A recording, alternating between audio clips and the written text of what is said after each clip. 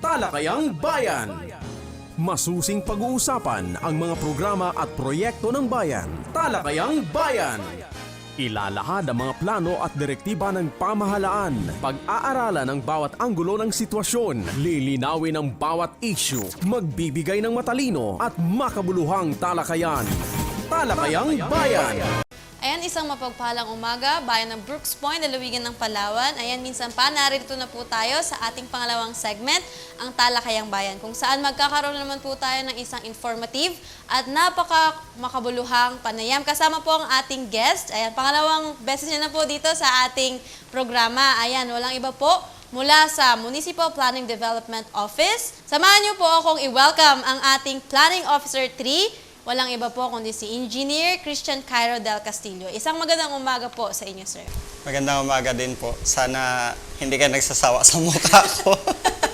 Ayan, sir, nagpapasalamat po kami unang-una dahil alam po namin na napaka-busy nyo, sir, na tao dahil malapit na po yung celebration ng National Bible Month. Kaya thank you, sir, sa iyong pagbisita ulit dito. Thank you din sa pag-invite. Kami po ay nai-excite na makapanayan po kayo. Ayan, hindi na po ako magpapatumpik-tumpik pa. Para po sa unang katanungan, ngayong buwan ng Enero, atin pong pinagdiriwang National Bible Month. Paano nyo po ito pinaghahandaan at sino-sino po ang mga involved dito, sir? Actually, pinapaghandaan natin ito sa pamamagitan ng pagko-coordinate sa mga sa mga Christian communities natin dito sa Brooks Point. Kasama po dyan yung Brooks Point Ministerial Fellowship, yung All for Elohim Ministries, at saka po yung ibang denominations pa po dito sa Brooks Point. Marami pa po sila, hindi ko na maisa-isa. Actually, kakamiting lang din namin nung Monday ng morning together with our mayor. And awan na Diyos, naging okay naman at nagkaisa naman doon sa pinagmitingan ng mga bagay-bagay na dapat gawin para sa January 29. Balita ko, sir, first time po ito na magkakaroon po tayo ng celebration ng National Bible Month dito sa lokal po natin, sa Brooks Point. First time po, sir. Actually, tawag dito, yung iba po nating mga churches, katulad po ng Life Church and other churches po, ginagawa na po nila ito yung celebration na ito. Pero pagdating po sa local government unit na in cooperation or in partnership with the local government unit, first time po ito. First time po. Yes po. Ayan, sir, ano po ba ang batas na sumusuporta sa pagdiriwang na ito? Actually, sa pagkakaalam ko, it is RA 11163, authored by Manny Pacquiao and Joel Villanueva.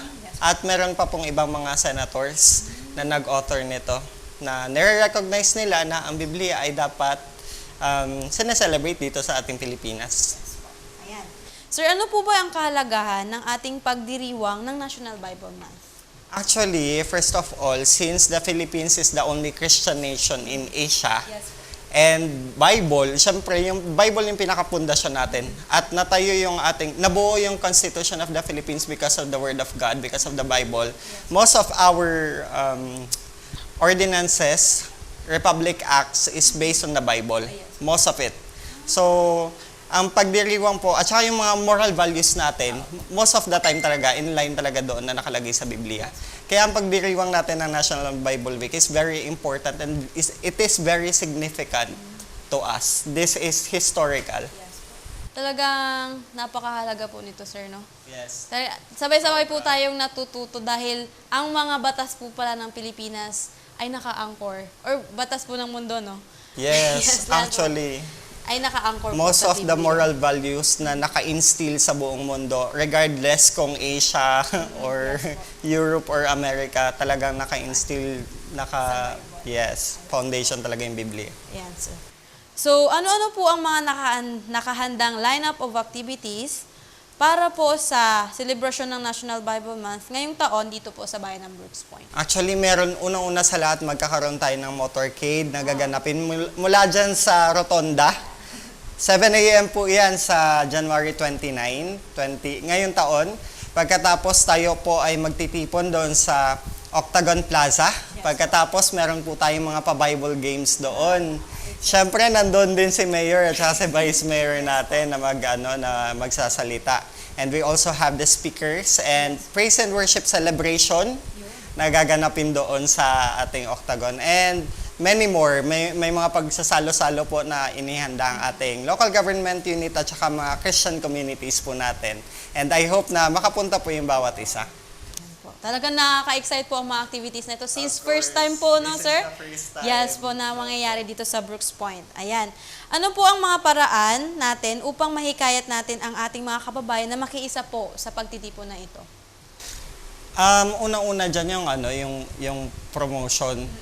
Yung bawat isa kasi sa atin, since, kumbaga, you can share Bible verse. Yes. Okay? Actually, kahit hindi lang sa January 27 or January 29. Actually, tuwing January 27 po talaga kinakandak yung National Bible Week. But here in Brooks Point, medyo na-delay na tayo sa ating mga bagay-bagay kaya inatras natin ng konti. Pero at least, huli man, nakahabol pa rin. So, kahit anong panahon, kahit anong sitwasyon, saan ka man pupunta o ano man yung ginagawa mo, you can always read and go back to the Word of God. And you can always share it to social media, wherever, kung ano man yung ginagawa mo. You can also download the YouVersion app. Yes. I personally recommend the YouVersion Bible application kasi, anong tawag dyan, marami siyang klase, iba't ibang version nandoon. You can cross-reference it. Tapos at the same time, meron siyang tinatawag na daily refresh na pagkagising mo, pwede ka magbasa ng Biblia, meron magpipreach na konti lang, tapos you can also read some word of encouragement para ma-encourage ka lang daily in your life. Yun po yung mga pwede natin gawin daily, hindi lang po sa 29 but so on po. Yes, every day of our lives. Ayan. So, bilang empleyado po ng gobyerno ng lokal na pamahalaan ng Brooks Point, at the same time, Christian po, ayan. Gaano po kaimportante sa buhay ng isang tao ang pagpapahalaga at pagbabasa po ng Word of God? Ang pagbabasa po ng Word of God ay napaka-importante. Meron po akong gustong i-share sa inyo na 4 na significance or factor. Una-una sa lahat is ethical guidance. As an employee or government employee po, ang Biblia po ay nag-o-offer ng mga principle katulad ng honesty, justice, compassion, at saka integrity. Okay po, sa bawat isa sa atin bilang isang empleyado. Pangalawa is strength at saka resilience. Bilang isang empleyado po ng government, yung day-to-day basis po namin ay puro problema po yung kinakarap namin. Planning kayo, sir, no? Yes, planning. So ngayon, mag-isipin namin, mga issues and concerns dito sa bayan ng Brooks Point. Sige, solusyonan naman natin. So dealing with those complex issues and concerns, pang-araw ko baga parang naging daily life na namin. Minsan nakaka-burn out, nakaka-drain. Pero on the other hand, parang mapapasabi ka na lang minsan, may pag-asa pa ba sa bansang Pilipinas? But, you know what? Looking back to the Word of God and looking to Jesus, the author and the finisher of our faith, it refreshes us daily talaga. Nare-renew tayo. Nare-renew yung mga bagay-bagay sa buhay natin. Pangatlo is humility and service. Kahit na ilang beses na tayo na-promote. Kahit na gaano ka man kataas yung posisyon mo or mababa yung posisyon mo, still, you have to put your feet on the ground. Okay? Yun po yung sinasabi ng Biblia. Sabi nga ng Matthew 5:5, "Blessed are those who are humble because it is they who will inherit the earth." Okay? And lastly po is personal growth. Ang pagbabasa po ng Biblia ay personally nag-grow po talaga ako. Not just spiritually, but by wisdom and by knowledge. Sobrang dami po ng mga wisdom na, anong tawag dito? Na ino-offer po ng Biblia. Basahin lang po natin. We can start. Ako, nung nagbasa po ako ng Bible, nag-start po ako sa John. Book of John. Tapos, binalikan ko yung Matthew. Pumunta ako ng Psalms and Proverbs, tapos bumalik ako doon sa Acts and so on. So, kasi bakit John? Bakit Book of John? Kasi yung Book of John po ay, sinasummarize na ano yung naging buhay ni Jesus Christ. Paano siya naging example dito sa earth. So, yun po, yun siya. Napakaganda po ng inyong sinabi, sir. Talagang ang Bible is na hindi lang po spiritually, no? Kundi Yes. pati personal growth po. At Wisdom, yun nga sinabi niyo, sir. Yes po. Sa paanong paraan po makikiisa ang bawat mamamayan sa pagdiriwang natin ng National Bible Month dito po sa ating bayan? Parang nasagot ko na siya kanina. No? Ayun po, pwede po tayong dumalo doon. Pwede tayong sumama sa ating motorcade. Magsuot lang po tayo ng puting damit. Puting damit, ganyan. Wala po tayong ni-raise na denomination dito. Wala po tayong ni-raise na pangalan ng simbahan dito. Ang ni-raise lang po natin ay ang salita ng Panginoon at saka ang ating Panginoong Jesus sa mga oras na po na ito. At sa mga time din na yon, you can also watch sa ating MIO. Magkakaroon po tayo ng live. You can comment, you can share, and you can also share the Bible po. So, thank you, sir. So, may nais pa po ba kayong ipabot sa ating mga kababayan?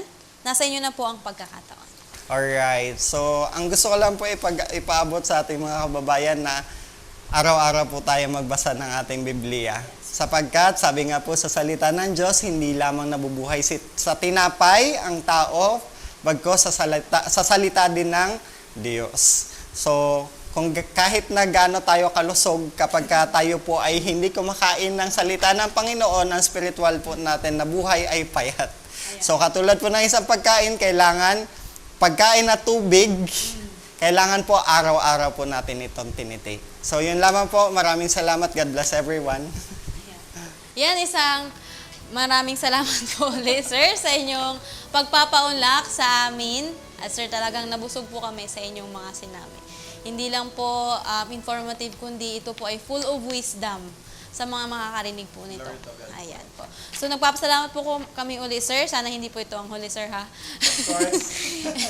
Ayan, sir, paano po nga ba kami makakatulong bilang information office? Paano po ba kami makakatulong sa pag-disseminate po ng information regarding po ng itong celebration po natin ng National Bible Month? Actually, may usapan na po kami ng ating head of office, si Ma'am Deborah. Ang Municipal Information Office po ay siyang mag-spearhead sa pag-promote po sa pamagitan ng pag-post po sa Facebook. And at the same time, kayo din po, sa pagkakaalam kayo, magde-design ng tarpaulin. Ay, po-post natin. Yes po. Sooner or later. At saka, magka-cover po ng ating gagawin doon sa Octagon Plaza. Ay, sir, Ayan po. makakaasa po kayo. Thank you very sir. much po. At God bless po. Ayan. God bless. Thank you. Talakayang Bayan. Masusing pag-uusapan ang mga programa at proyekto ng bayan. Talakayang Bayan. Ilalahad ang mga plano at direktiba ng pamahalaan. Pag-aaralan ang bawat anggulo ng sitwasyon. Lilinawin ang bawat issue. Magbibigay ng matalino at makabuluhang talakayan. Talakayang Bayan.